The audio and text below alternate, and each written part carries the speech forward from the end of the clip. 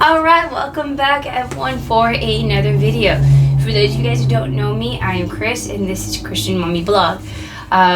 So last week I was supposed to have started doing Bible studies on Wednesdays and Thursdays. Last week's videos for some reason did not get done. Okay, let me rephrase that actually. John 19, the video actually got done, but if you actually watch the video halfway through the video or like near the end of it, the video just kind of, the audio just kind of stops. And I didn't know that until recently when I looked at the videos today. Actually last night, but point is the audio stops. I'm having to redo it. Genesis video, for some reason, it kind of came out horrible. It did not even come in focus at all when I recorded it. The entire video itself was out of focus. So I have no idea what happened at all. I could not upload it like that at all. So until I figure out what is going on with my cameras, or specifically the camera that I'm using for recording, I am going to be using my phone for a little bit. My videos off of my phone never came out bad. I was actually able to upload straight from here directly to the channel. I never really had any problems with it. I just wanted to be able to go into doing camera and be actual professional. I wanted to use a professional camera for my videos. Unfortunately, right now, the camera I bought is having so many issues. I'm not actually really putting out as many videos as I am spending time re-uploading, re-recording, all that kind of stuff. So I'm just going to go to my phone for right now and try and stay on top of my videos. So, unfortunately, this week I am redoing videos that should have been posted last week, including the John video that I had posted that is already still technically uploaded. So today I'm using my microphone that's attached directly to my phone. For tomorrow's video, or actually technically today's video, however you want to phrase it, the John video, I am going to be trying out something new. So normally I use my microphone for all my videos anyways, but I want to try doing something a little different. I want to try using headphones. Excuse me. So I recently put out the money for this, okay? I bought 2 pairs of these. They're about $200 each. They are Sennheiser's Momentum True Wireless 3. They are really expensive, but they're really nice. So they come in this little tiny box, and just so you know, this is not sponsored. Now, granted, if I can actually get sponsored by Sennheiser, that would be awesome, because I absolutely love these headphones. But look at them. They're tiny, okay? So they are literally the palm of my hand. And I have 2 of these, okay? I listen to these all the time at work. They have an incredible battery life on them. I have not killed them once so far. They're still not even dead. I literally just got them last week. I listened to them all last week for the entire time I was on shift. For like 5 days, and I still have not freaking killed them. I put them in here, let them charge, and then I will reuse them again. I'm trying to kill them completely, along with the actual box itself. I'm trying to kill it to see how long these actually last. So for my next video, I want to try recording with these and see how well I can actually pick up the audio, to see if whether or not I can actually start doing Bible studies at work when I'm kind of just sitting and not really doing anything, or when I'm on my break, and actually just do, maybe not Bible studies at work, but just in general videos at work. Maybe you guys do like a live with me at work, something like that, playing music when I'm walking around and you guys get to listen to it, etc. But I want to try doing do a video with this. We'll cut upcoming soon to see how they turn out. So let's go ahead and just get into the Genesis video. so that I can kind of get this re-recorded, uploaded, and off for this rest of the week, okay? So, we are starting over with Genesis 20. Now, if you have not seen my previous Genesis videos, there will be a playlist at the end of the video that will link to the rest of my Genesis playlist, going from 1 until chapter 19. You guys can go ahead and take a look at those, get caught up. I usually read the chapter all the way through first, and then I will go over my notes and what I've kind of noticed in the actual chapter. Excuse me. If I have anything that are called reflections, I will read those, which Genesis doesn't really have that. Like, here's like a reflection for Genesis 17. Genesis 20 does not have one, but if they do have one, I'll read that after I read the chapter and kind of give you guys a little more insight on what other authors are, other readers and whatever you call them. But that's not the case for this man. So, let's just go ahead and dive into 20 and just see what we can read. Now, for one thing is, forgive me for messing up the names, because I'm probably going to mess them up. They are really hard to read for some names. I will tell you right now, what his name is. Abimelech.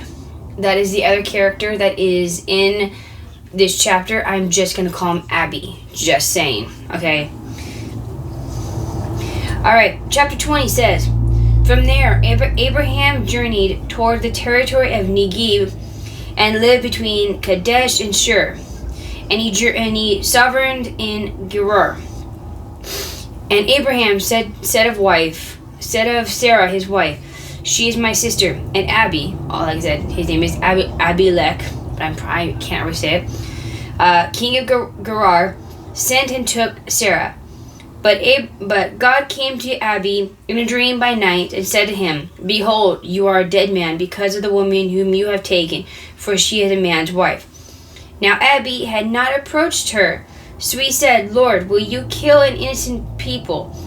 Did he not himself say to me, She is my sister? And she herself said, He is my brother. In the integrity of my heart and the innocence of my hands I have done this. And then God said to him in the dream, Yes, I know that you have done this in the integrity of your heart, and it was I who kept you from sinning against me. Therefore I did not let you touch her. Now then, return the man's wife, for he is a prophet, so that he will pray for you, and you shall live. But if you do not return her, know that you shall surely die, and all who are yours. So Abi arose early in the morning and called all his servants and told them all these things. And the men were very much afraid. Then Abi called Abraham and said to him, What have you done to us, and how have I sinned against you, that you have brought on me and my kingdom a great sin? You have done to me things that ought not to be done. And Abi said to Abraham, What did you see that you did this thing? And Abraham said, I did it because I thought there is no fear of God at all in this place, and they will kill me because of my wife. Besides, she is indeed my sister, the daughter of my father, who, though not the daughter of my mother. And she became my wife. And when God caused me to wander from my father's house, I said to her, This is the kindness you must do me. At every place to which we come, say of me, He is my brother. Then Abi took sheep and oxen, and male servants and female servants, and gave them to Abraham, and returned Sarah his wife to him. And Abi said, Behold, my land is before you, dwell where it pleases you. To Sarah he said, Behold, I have given your brother 1,000 pieces of silver. It is a sign of your innocence in the eyes of all who are with you, and before everyone you are vindicted. Then Abraham prayed to God, and God healed Abi, and also healed his wife and the female slaves, so that they bore children. For the Lord had closed all the wombs of the house of Abi because of Sarah, Abraham's wife. And that is chapter 20. So, that's a pretty intense chapter, and it reminds me quite a bit of the chapter a couple chapters back where he did the exact same lie, the exact same kind of sin to, I think it was an Egyptian, where the Egyptian, the Pharaoh or whatever it was, he'd taken Sarah, at that time Sarai, to be his wife, and Abraham had told him, it's because she's my sister. And once again, at the end of it, he got a bunch of, he got his wife back, he got all of these, the servants, the sheep, oxen, all of these things. But that was after the Pharaoh and his entire household was plagued with all of these terrible diseases and everything, because Abraham lied and said that she was their sister instead of actually the fact that they're married. So the very first thing I'm going to point out is, once again, he had said that he has sovereign. Okay, and that means he had simply temporary stayed in Gerar. Okay. So right now, this is right after God destroyed Sodom and Gomorrah. Okay, and Abraham had told Sarah to say that she was his wife, and they went to see Abi, the king of Gerar, which, like I said, his name is Abimelech, but it's kind of hard to say.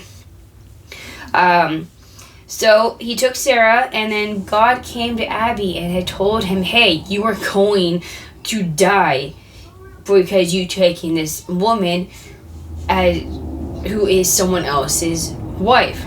Okay? Now that is an extremely terrifying thing to think about when you have God coming to you in a dream saying, hey, you're going to die. Okay? Okay, you're a dead man, okay? Well, he's literally saying you are a dead man because you took this man's wife from him. Okay? But in his defense, he did say, she's my sister, and she did say, he is my brother.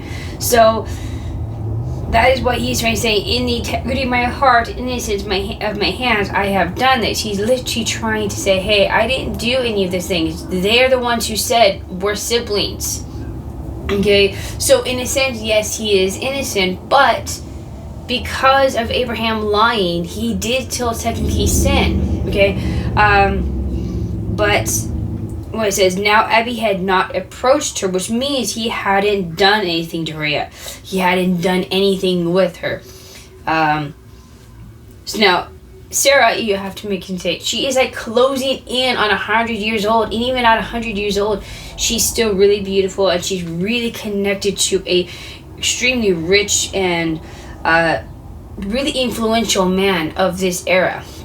Okay, and well, in this region as well, but this just kind of, just this little area, the fact that Abraham was able to slip back into the exact same lie that he told earlier, it just shows how easy it is to slip back into sin, even for someone as righteous and religious and connected to God as he is. He has a extremely close, tight-knit relationship with God, and yet he still was able to fall back into sin. Okay, so he tries to defend himself, saying, hey, he said she was my sister. She said he is my brother. And yet he hadn't done anything to her. So first thing God says, yes, I know. Okay, so that is literally saying that God knows what he's doing. He's protecting him from worse sin than just taking her from Abraham. Okay, and he's a pagan king. Just for a reminder that he is a pagan king. Okay, and then he says, it is I who have kept you from sinning against me. Therefore, I did not let you touch her. So, he did sin by taking her, but he hadn't touched her. And God kept her from going anything further. Okay? And that's when he says, I emphasize on the part touched, okay? So, that means he did not do anything sexual with her. He did not do anything inappropriate with her. Okay? So even though Abraham lied, even though Abraham is causing this one king and his entire household to technically sin, Abraham is still a prophet of the Lord, which is why God is saying, hey, return the man's wife, for he is a prophet. That way he can pray for you and your household, and you guys will live. Because at the very end of it, right now, we don't understand why he's saying this, that you will live. But at the very end of it, he tells him, he tells him here, for the Lord had closed all the wombs of the household, all the wombs of the house of Abraham, because of Sarah, Abraham's wife. So at this point, they're all under death sentence. No one can get pregnant, no one can have a house, no one can do any of that kind of stuff. And at this point, because of what God's saying that they're going to die, they're under a death sentence basically because of this. And then he gives them one last warning. He says, if you do not return her, know that you shall surely die, you and all who are yours. So he is literally telling them, emphasizing the fact that you guys are under a death sentence. So return this wife, otherwise your consequences are going to be a lot worse. So at that point, Abi rose early. He called all his servants. He called all of his household and told them what was going on. And at that point, everyone became afraid because they were literally under a death sentence because Abraham lied. All right. And then Abraham is called before Abi, and Abi is logically asking a genuine question of, why did you do this? What have you done to us, and how have I sinned against you that you brought on me and my kingdom a great sin? You have done to me things that ought not to be done. So that is a reasonable question to go asking. When someone sins against you and then you have to pay the consequences for it, the logical question, the actual reasonable question is to ask why. Why have you been doing this? Okay, and Abraham's response is, I did it because I thought there is no fear of God at all in this place, and they will kill me because of my wife. Now, this is a reflection on himself, not so much a reflection on them. Okay, so he's saying, I did because I thought there was no fear of God in that place at all, when it's actually reversed. Okay. At this point, there is no fear of God in him, and he's reflecting it back onto them instead. So then he goes on to say, behold, she is indeed my sister, the daughter of my father, though not the daughter of my mother, and she became my wife. So now this is just another attempt to justify his lie. Okay. It's an excuse, basically. It's not a reasonable answer as to why he lied. It is just an excuse. Then he takes it a little further, and he says, when God caused me to wander from my father's house, I said to her, ... Okay? Now this is a indirect way of blaming God for the problem. Okay? He had literally put it directly from him onto God. And he said, and when God caused me. That is the indirect way of saying it was God's problem. God is the one at fault for this kind of sort of thing. And at that point, Abi took sheep, oxen, male servants, female servants, and gave it to Abraham along with, how much was it? 1,000 pieces of silver. Okay, so now with such generosity, Abi is literally heaping coals of fire on Abraham's head. Okay, now there's a reference to Romans 12:20 in here. You guys can go take a look at that. I don't really want to go flipping through the chapters, the book itself, to go read it, but there is a reference to that. I think you guys would actually like doing so. Now, the ironic part is when he goes and talks to Sarah. And he says to Sarah, he says, behold, I have given your brother. Okay. Not only has it made been clear that Abraham and her are married. Okay. I think it is a way of, like I said, it's ironic that he's first calling her brother. He's also another way of kind of, laying on the guilt of Abraham sinning and him being punished for it.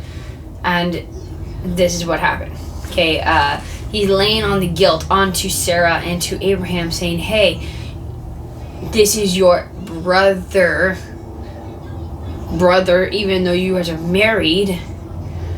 And this is what happened. Abby got punished for it. He got threatened by God and his entire household because Abraham lied. And now Abby is trying to kind of like lay on the guilt to him. He's being generous, but that one little kind of wording right there is laying on the guilt, being kind of sour in a sense. Instead of saying to your husband, he's saying to your brother. Okay. And then he goes on to say, Abraham prayed to God. God healed Abby and healed all the female slaves and everyone of his household because they could not bear a child because Abby had sinned against God by taking Sarah, Abraham's wife. And that was the kid. So that is the entire thing of chapter 20. Really simple, really easy, it's quick, it's not as long as some of the other chapters. It's not really in depth either, but it does kind of show that even though you do one sin, even for someone as righteous as Abraham, it is still really easy to fall back into sin, and especially old ones, okay? And this kind of just points to how the domino effect, basically. You lie, this person, anyone else in that household is affected by it, and then God is still upset either way. I'm really bad at explaining dominoes effect. Okay, I'm just saying. Hopefully, you guys understand what I'm trying to say. Abraham lied. Abby and his entire household were punished for it, and Abraham at the end was still kind of. I mean, he's not really punished for it, but he still got scolded. He still got in trouble for it. He got reprimanded by the people who lied to. And in the end, it still came out to be okay in the end. But you see what I'm saying. Alright, so I'm going to go ahead and try and get Genesis 21 recorded tomorrow for upcoming Thursday. I'm